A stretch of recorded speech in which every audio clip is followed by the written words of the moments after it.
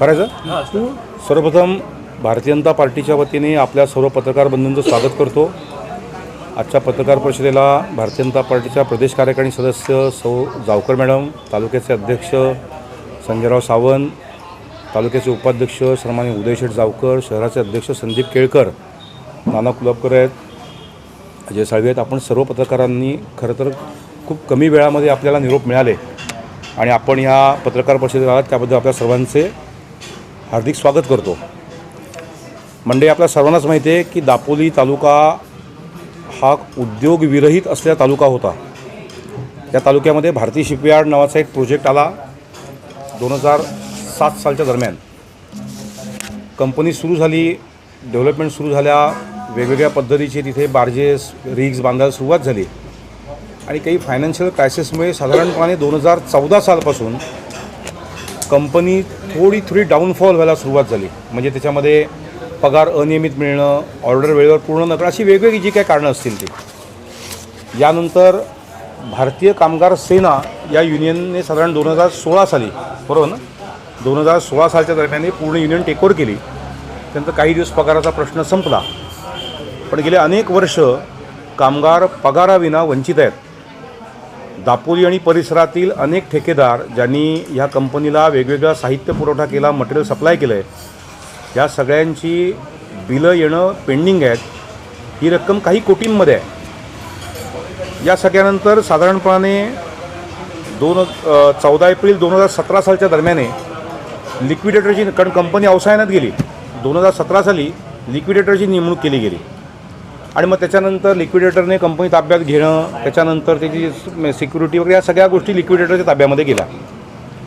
आपल्या सर्वांनाच माहीत आहे की दरम्यानच्या काळामध्ये साधारणपणे काही महिन्यांपूर्वी स्क्वेअरपोर्ट शिपयार्ड प्रायव्हेट लिमिटेड या कंपनीने ही भारतीय शिपयार्ड कंपनी अधिकृतरित्या टेकओव्हर केली.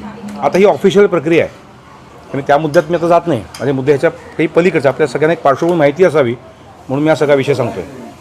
स्क्वेअरपोर्टने ही कंपनी टेकओव्हर केल्यानंतर कंपनीच्या विषयामध्ये वेगवेगळ्या डेव्हलपमेंट सुरू झाल्या.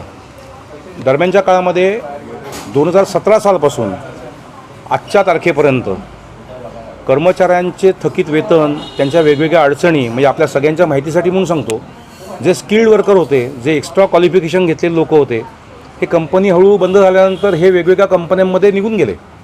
पण इथला जो भूमिपुत्र आहे, ज्याने इथे आपलं आयुष्य चांगलं जाईल असं गृहीत धरून कंपनी आली म्हणून वेगवेगळ्या डेव्हलपमेंट केल्या, काही लोकांनी कर्ज काढून घरं बांधली, लग्न केले, संसार उभे केले.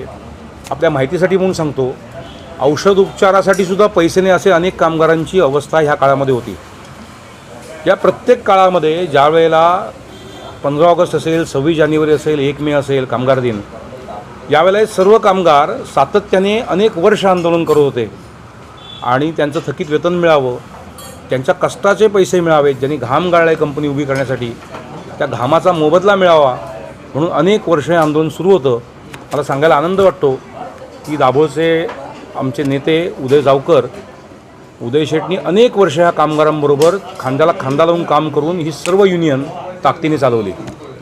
दरम्यानच्या काळात महाराष्ट्रातल्या घडलेल्या राजकीय घडामोडी आपल्या सर्वांनाच माहीत आहेत. मग आम्ही काही महिन्यांपूर्वी भारतीय जनता पार्टीचे नेते, माजी खासदार डॉक्टर निलेश राणेसाहेब यांच्याशी संपर्क केला. ह्याचं कारण कंपनी तर चालू होते, पण कंपनीने टेकओव्हर केल्यानंतर असं लक्षात यायला लागलं की भंगार विक्रेते अचानक दापोलीमध्ये तळ ठोकून बसले आणि निव्वळ भंगार विक्री एका ध्येयाने प्रेरित होऊन अनेक मंडळींनी ज्यावेळेला इथे कामाला सुरुवात केली त्यावेळेला आमचं लक्षात आलं की जर या गोष्टी तातडीने थांबवल्या नाहीत आणि कंपनीची मशिनरी आणि कंपनीचं इन्फ्रास्ट्रक्चर जर अशा पद्धतीने कापून तोडून फक्त भंगारमध्ये विकलं जाणार असेल तर इथल्या कष्टकऱ्याच्या हाताला 1 रुपयाची दमडीसुद्धा मिळणार नाही. म्हणून आम्ही राणेसाहेबांकडे आम्ही सर्वच पदाधिकारी जाऊन किंवा तुमची समर्थ कामगार संघटना जी आहे ती ह्या भागामध्ये ह्या कंपनी आता जी चालू झालेली आहे ह्याचं कारण आपल्या माहितीसाठी म्हणून सांगतो, टेक्निकल त्यातला एक मुद्दा, ही कंपनी ऑनगोईंग आहे.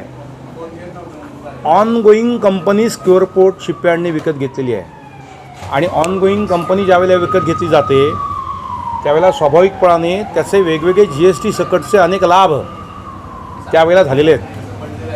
आता ह्या आकड्यावरील आत्ता मी जात नाही, कारण आजच्या पत्रकार परिषदेमध्ये मी सगळंच काही डिस्क्लोज करणार नाही आहे.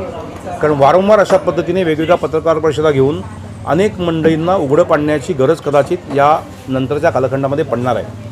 त्यामुळे ऑनगोईंग कंपनी विकत घेतल्याचा फायदा स्क्वेअरफूट शिपयार्डने वेगवेगळ्या पद्धतीने घेतला आणि या भागामध्ये कामाला सुरुवात केली. पण ज्या क्षणी असं आमच्या लक्षात यायला लागलं की भंगारवाले येत आहेत, आम्ही राणेसाहेबांना भेटलो आणि दाभोळमध्ये निलेश राणेसाहेब आले आणि त्यांनी समर्थ कामगार संघटना त्यांची जी आहे त्याचे डॉक्टर म्हणजे नितेश राणेसाहेब, आमदार नितेश राणेसाहेब त्याचे अध्यक्ष आहेत आणि निलेश राणेसाहेब त्याचे सल्लागार आहेत. आम्ही त्यांच्या माध्यमातून ही संघटना स्थापन केली आणि त्याच्यात पूर्ण कायदेशीर प्रक्रिया आम्ही पूर्ण केलेल्या आहेत. ज्यावेळेला आम्ही प्रक्रिया संघटना नवीन स्थापन केली, भारतीय जनता पार्टीचा एक नेता येऊन संघटना स्थापन करतो, त्याच्यामागची भूमिका पण समजून घ्या. कारण BKS जी जुनी संघटना आहे ही ठाकरे गटाकडे होती आता, आणि भारतीय जनता पार्टीचा एक नेता येऊन इथे संघटना स्थापन करतोय, कंपनी सुरू होते. या सगळ्या गोष्टीनंतर काही वेगवेगळ्या राजकीय घडामोडींना दापोलीमध्ये सुरुवात झाली. आता एक नवीन संघटना स्थापन झाली, कामगार संघटना. करायला हरकत नाही, कारण प्रत्येक कुठलाही राजकीय पक्ष कुठलाही वेगवेगळी संघटना ती स्थापन होऊ शकते. काय होईल नंतरचा काळ ठरवेल. पण भारतीय जनता पार्टीच्या नेत्याने इथे येऊन ज्या क्षणी ही संघटना सुरू केली आणि कामगारांच्या वेगवेगळ्या विषयांमध्ये नोकरी लागण्यासकट, कंत्राटी कामगार घेण्यासकट अनेक विषयामध्ये पॉझिटिव्ह रिझल्ट द्यायला सुरुवात केल्यानंतर काही मंडळींच्या थोडंसं चलबिचल इथे सुरू झाली.